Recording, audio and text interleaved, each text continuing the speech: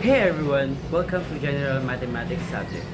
I am Steven J. Gonzona from STEM 11 Y1-19 and I am excited to be your teacher for this lesson. This class is going to be a lot of fun and I am looking forward to learning along beside you all. We'll be covering by operation on function by addition and multiplication. So, with that, let's get started.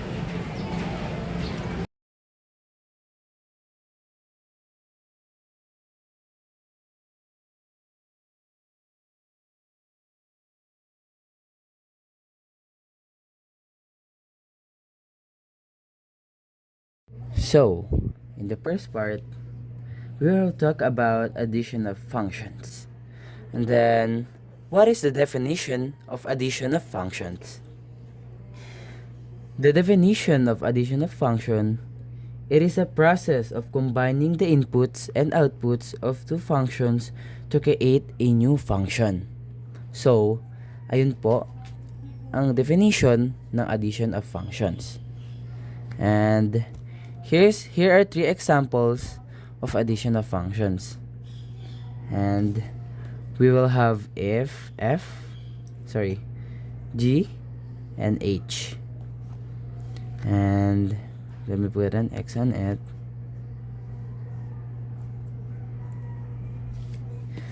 Then equals, so the given of F is 3x squared.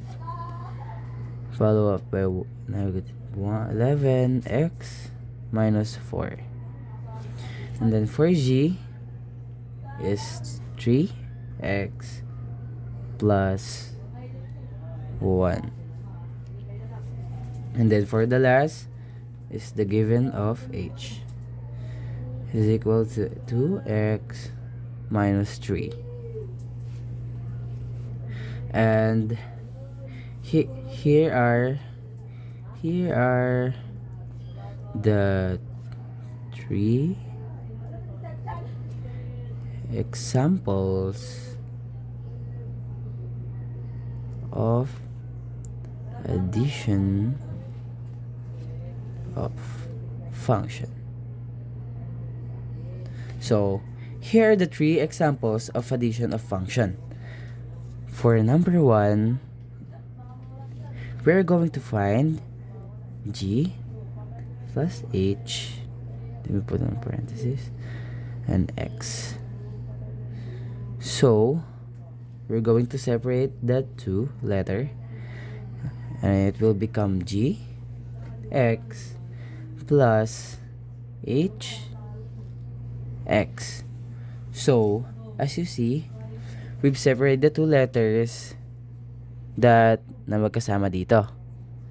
So kung makikita nyo po rito, it is nagkahiwalay si G at si H. And then dito natin malalaman kung bakit may X sa gilid ng mga letter na to. So, ano nga ba ang given natin sa G?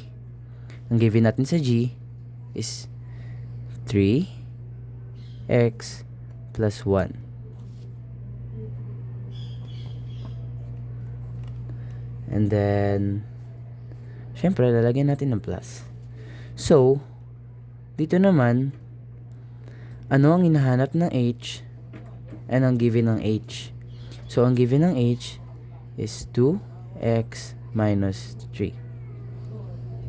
So, dito natin nakita kung anong silbi ng X sa gilid ng mga letters. Which is, dito natin nilalagay yung given ng mga letter na to. And then, for the next one,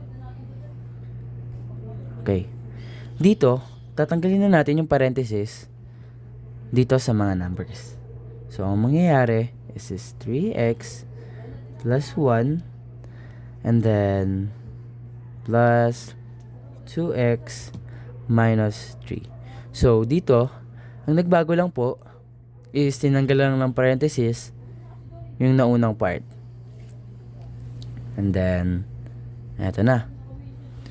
So, ang gagawin po natin dito is, ang mangyayari dito is 3x times plus 2 is equal to 5x. And then, yun lang po, napakasimple lang po. So, kaya naging 5x yan kasi 3 plus 2 is equal to 5. And then, parehas lang naman sila ng x. So, mangyayari is lalagyan lang din natin ng x dito. And then, mangyayari naman dito is positive 1 minus negative 3. So, ang mangyayari is magiging negative 2 siya. Kung makikita nyo, ayan po yung naging final na result ng sagot natin. So, bakit nga ba 1, 3 ay naging 2 ang sagot niya? Eh sir, parang dapat ipagpa-plus, diba? Kasi nga, addition of function yung pinag-uusapan natin dito. No. So, as we talk about, alam naman po natin na we would copy the larger number kung ano yung sign nito. And then, dito is makikita natin na 1, positive 1 is minus negative 3. So, imagine niyo, ikaw, may utang kang 3 sa akin. May utang ka, and then, may pambayad ka sa akin ng piso. So, kung may utang kang 3 sa akin, and then may pambayad ka ng piso, magkano lang yung magiging utang mo? Which is, ito yung kakalabasan na sagot, which is negative 2. Bakit naman siya naging negative? Kasi nga, as we talk about, is we would copy the sign of the larger number. So, at the first example, this is the final answer of this one. So, that is the first part of examples by addition of functions. So, let's move up to number 2. And then, dito naman, is papahanap natin is f plus g plus h. Parenthesis, and an x. So, anong napansin nyo rito? Kung makikita nyo, 1, 2, 3. Tatlo na yung letters dito sa number 2 natin. Which is, dito sa una, is 2 lang siya. Right?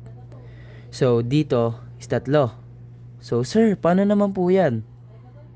Dito na natin, gagawin ulit. Parang gagayin lang natin siya ulit.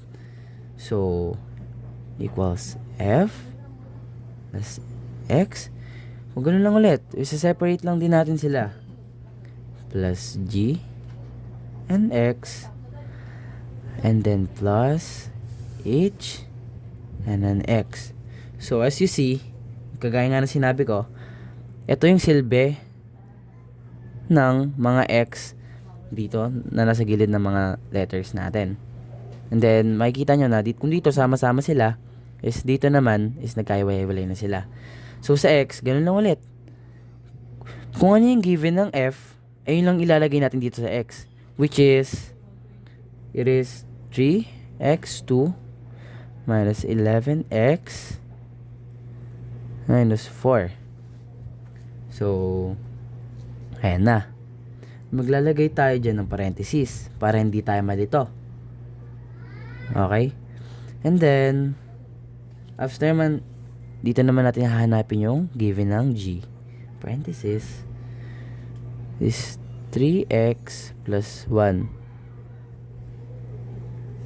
And then, ang hahanapin naman natin is h.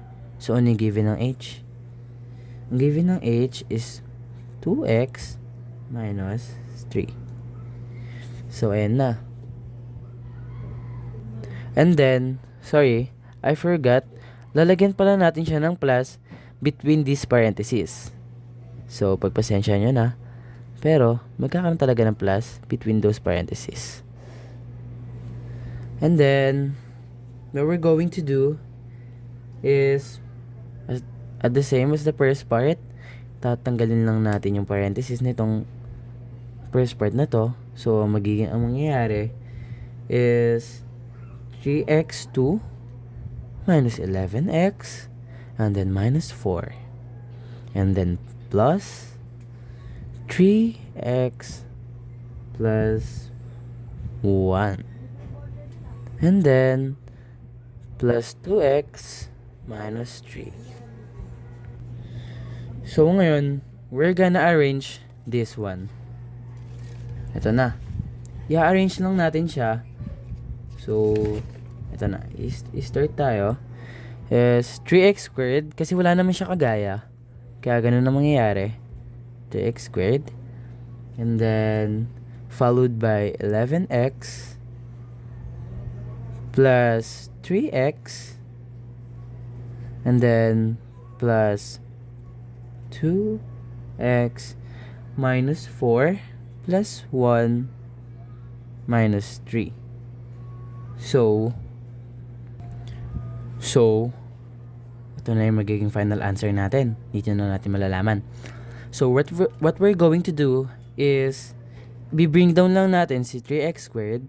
Kasi nga, wala naman siyang kapareho. And then, ang mangyayari naman dito is, negative 11x plus 3, and then plus 2x.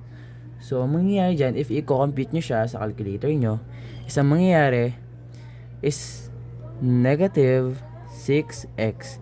So, sir, bakit naging negative 6x? And then, paano siya naging negative? So, as you see, nung pinag-plus natin siya, negative 11 plus 3 plus 2. So, as we said, we will copy the larger and the bigger sign of the number. So, ano yung pinakamalaki? Which is itong 11. So, that's why naging negative siya.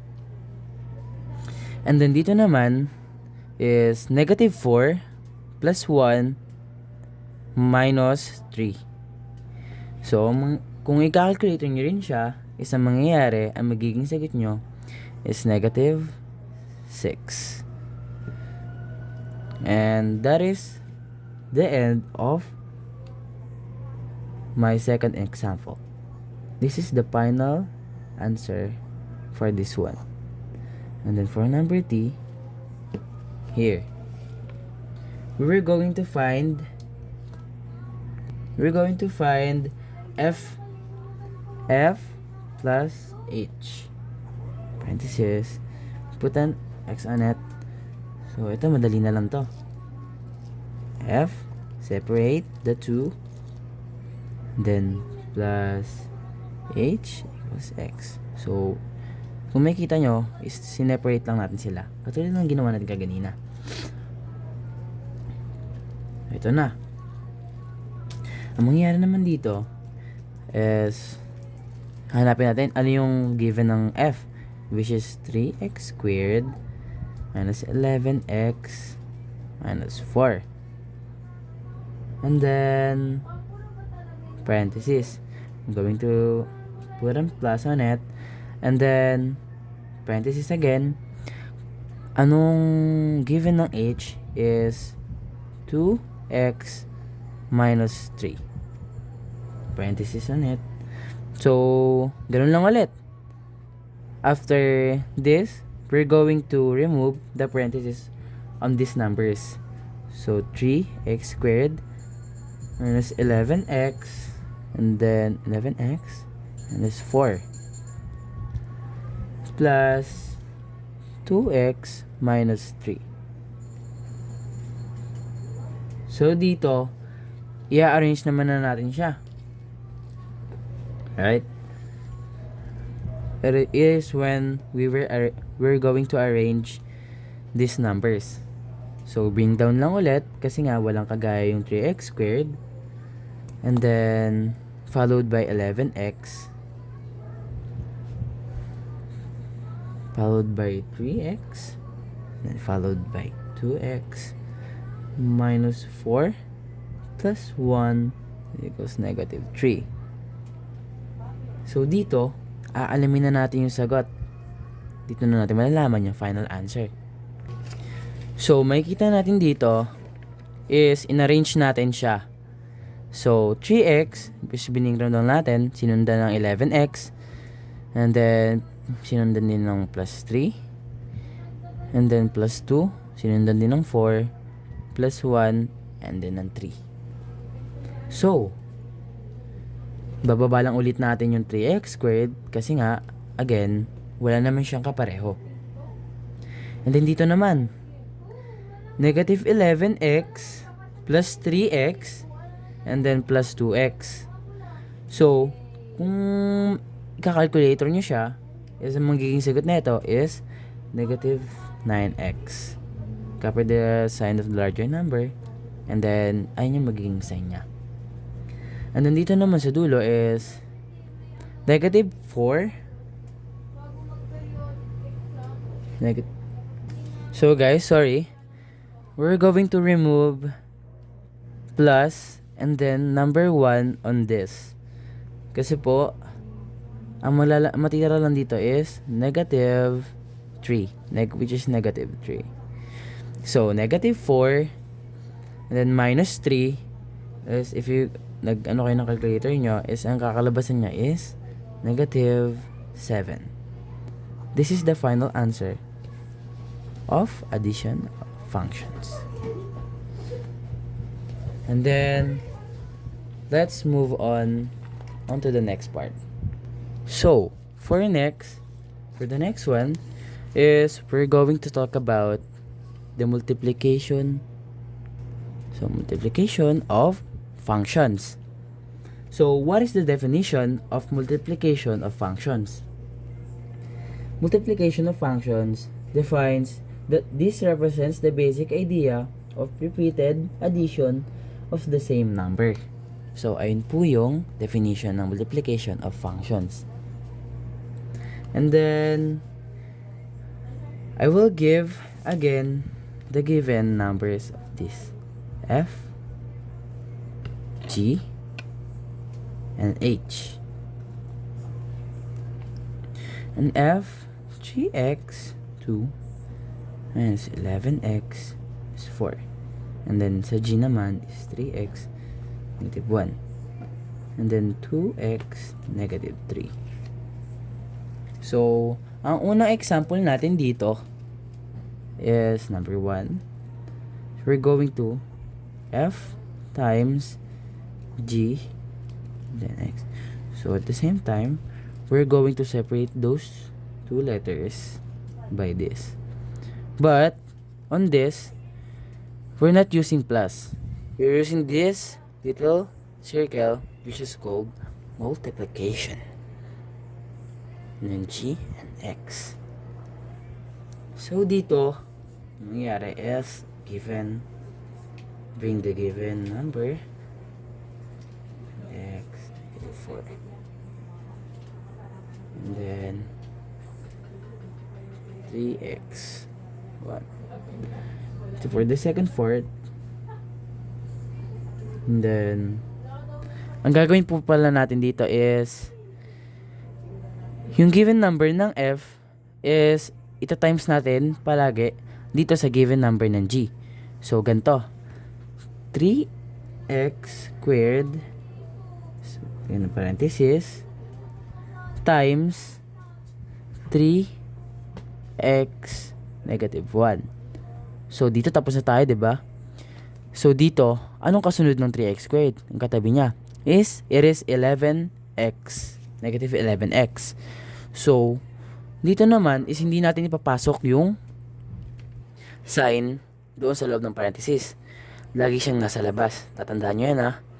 So, ang mangyayari dito is negative and then parenthesis, 11x.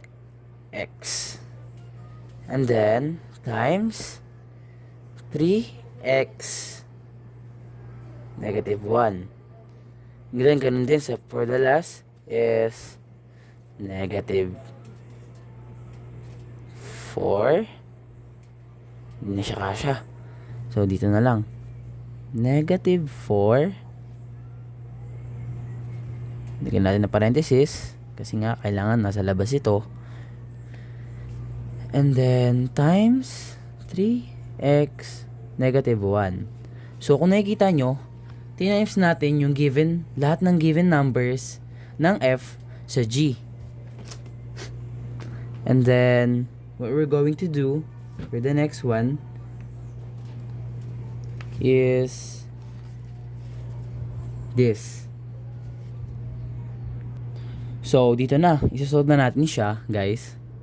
And class.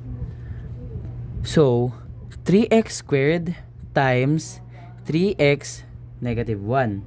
So, ang kakalabasan niyan is 9x third. 3 yan, guys, And then, dito naman, negative 11x times 3 negative 1. So, ang kakalabasan niya naman is, so, guys, wait lang. May ilalagay pa rin po pala natin yung number na pinag-timesan natin kanina, which is itong 3x2. Kumbaga, guys, ang gagawin natin, after natin siyang i-times dito, and then kapag nakuha na natin yung sagot sa number na yon, ilalagay natin yung number na given doon sa f. And for the next is negative 11x times 3x negative 1. Dito naman po is ita-times nyo lang din siya. So, kung ang lalabas naman po sa calculator nyo dito is negative 33x squared. Ayan lang. And then, ganun ulit. Ilagay nyo lang din yung given na negative 11x after nyo makuha yung sagot na hinahanap natin. And then, for the next one is negative 4 times 3x negative 1. And kung ika-calculator nyo lang din siya, ang kakalabas na naman po nito is negative 12x, and then we will copy na the given sa f. And then the final answer. So the answer is, we will bring down the 9x third kasi nga wala naman siyang kapareho, and then she is the bigger number among these numbers. And then ang mangyayari is the next one is positive 3 over 2 minus 33x will be equal negative 30x squared. So, ang ginawa lang po pala natin dito is minus lang natin siya. And then, for the next one is negative 11x minus 12x minus negative 12x. So, as you see, yung sign nila is magkapareho. So, ang magiging mangyayari dyan is, we would add this number and we will combine them.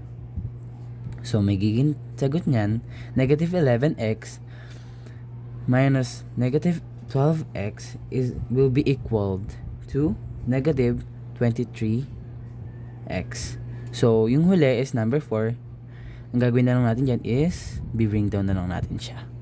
So, that will end our first example. And then, yung pangalawang example naman natin will be f times h and then x. So, dito naman is we'll separate lang din x and then h and x. So, dito mas madali lang. Oh no, g pala. G. It is g. Sorry. It is g. Letter G. I'm so sorry. So, sa f, ang given naman ng f dito is, ang given ng f is 2x negative 5. And then, ang given naman ng g, given g.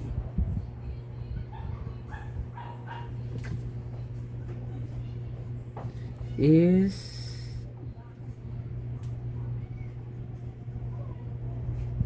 no, okay na pala yan.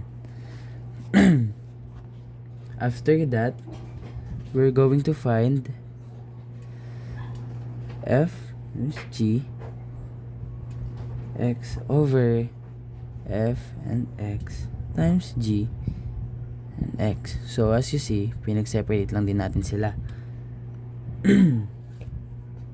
Dito, makikita na natin is ito na po pala. Ito na. Ano nga ba yung given ng f? So which is 2x negative 5. And then yung g, sabihin na natin, wait, parenthesis, 4x squared. So, dito, madaling-madali na lang din yung binigay kong example.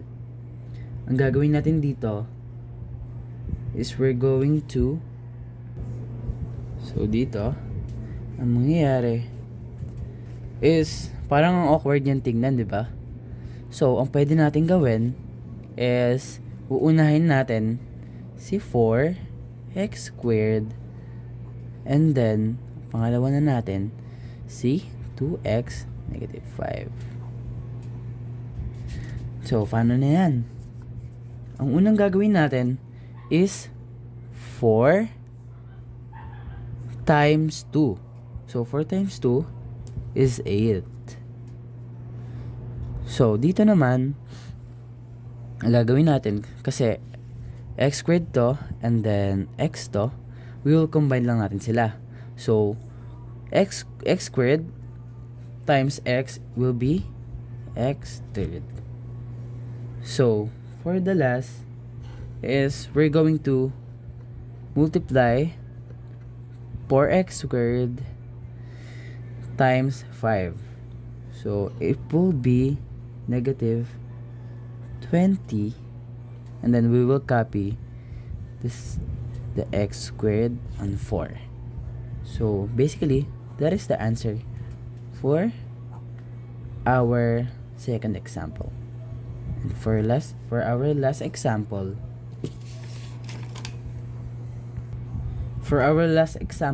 is where we're going to find f times h and then x. So guys, here papaghiwalayin natin din sila. And then yan, paghiwalay lang din natin sila. And then yung given po pala ng h, given ng h is hx is x plus 1.